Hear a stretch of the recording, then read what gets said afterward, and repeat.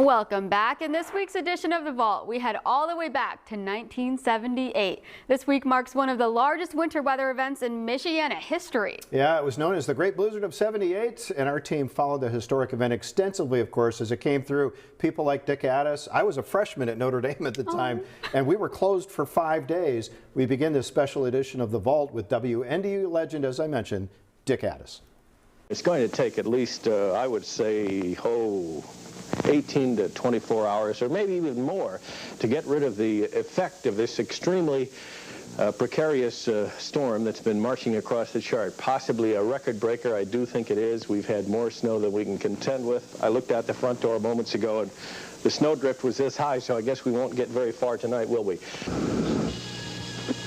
In Michigan, almost 16 inches of snow and winds of 50 miles an hour.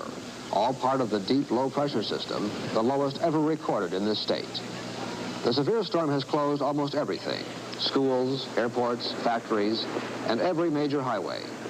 Hundreds of motorists are stranded on the heavily traveled interstates that cut across Michigan. At least one man died, apparently of a heart attack, after leaving his stalled car and trying to walk through the heavy snow to safety.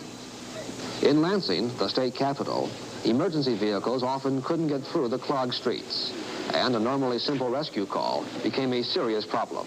At the Goldblatt's furniture warehouse on McKinley, we found one example of the massive force caused by the weight of all this snow. Yesterday, the roof caved in, causing about $350,000 worth of damage.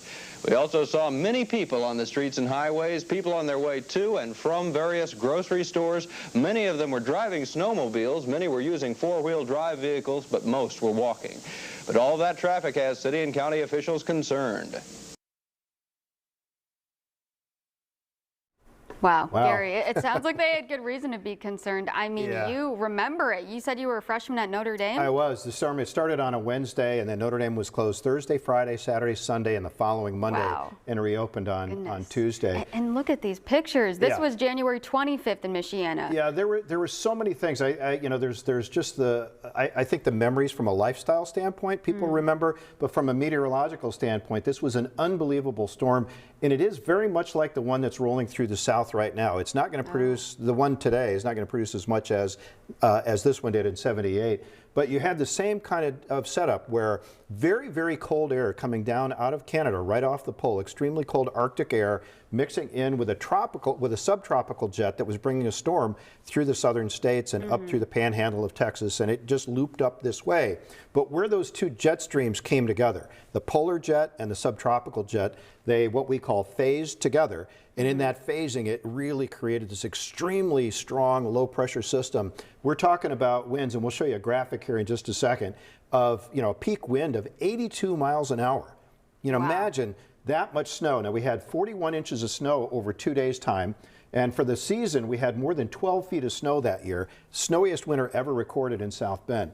The winds, sustained winds, were 35 to 45 miles an hour during the storm, and as I mentioned, that peak wind gust was 82 miles an hour. So you ended up with drifts that were 15 to 20 feet high, and they actually used Army half-tracks and basically tanks from the Armory in South Bend. They put snowplows on the front just to bust a one-lane path through what we now call State Road 933. It was US 31 at the time, just to get a path open for emergency traffic. And so everything shut down. People were stranded.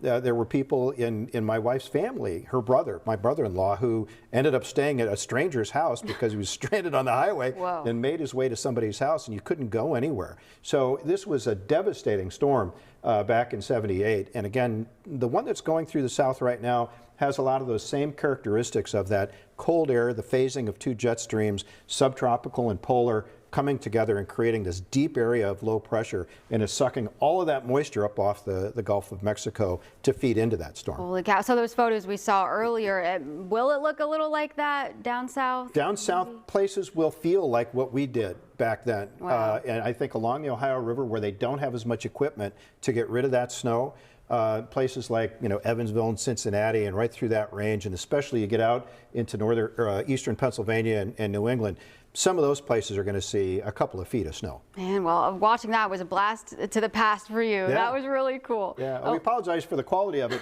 All that stuff was shot on film, on 16mm film, and was transferred over to tape later. It's cool that we can get it back. Yeah. Yeah, well, stay with us. We'll be right back with more news and weather after the break.